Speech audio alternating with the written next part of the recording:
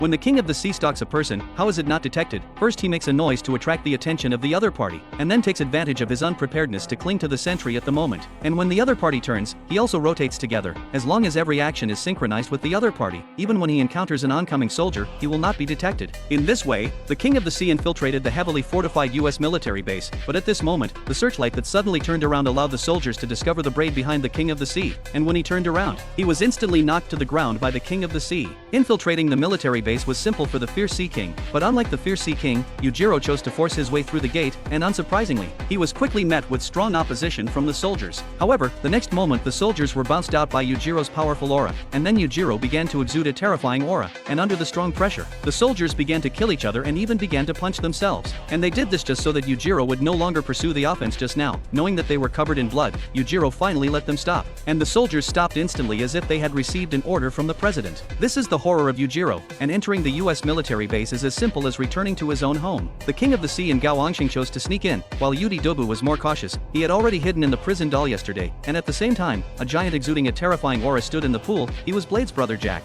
The reason why everyone did this was because a powerful prehistoric primitive man was being held here, so masters from all over the world quietly infiltrated the base, just hoping to have a duel with Peak. Everyone went to look for Peak, but they found that Peak was sleeping quietly without any movement, and Jack kicked Peak into the tree hole where Peak was sleeping. The violent shaking instantly woke up Peak, and in the shocked eyes of everyone, Peak just walked out slowly, and then urinated on everyone without paying attention. This power was like a flood. At this moment, Yujiro proposed to get close to Peak, and then he directly pressed his face against the 50 centimeters thick bulletproof glass, and then began to force. And the powerful force directly hit the glass to bend it, and the next moment, the glass finally couldn't resist Yujiro's powerful power and shattered. In the face of such a powerful Yujiro, even Peak was stunned. And then Yujiro stretched out his fist, and Peak also stretched out his fist when he saw this, and at the moment when the fists of the two sides touched, a dazzling light suddenly erupted in the air. At this time, Peak thought that Yujiro in front of him was like a powerful T-Rex, and he began to get excited, so he slammed hard, but the next second, Yujiro suddenly used martial arts to knock him to the ground. In the shocked eyes of everyone, Yujiro won his first match with Peak.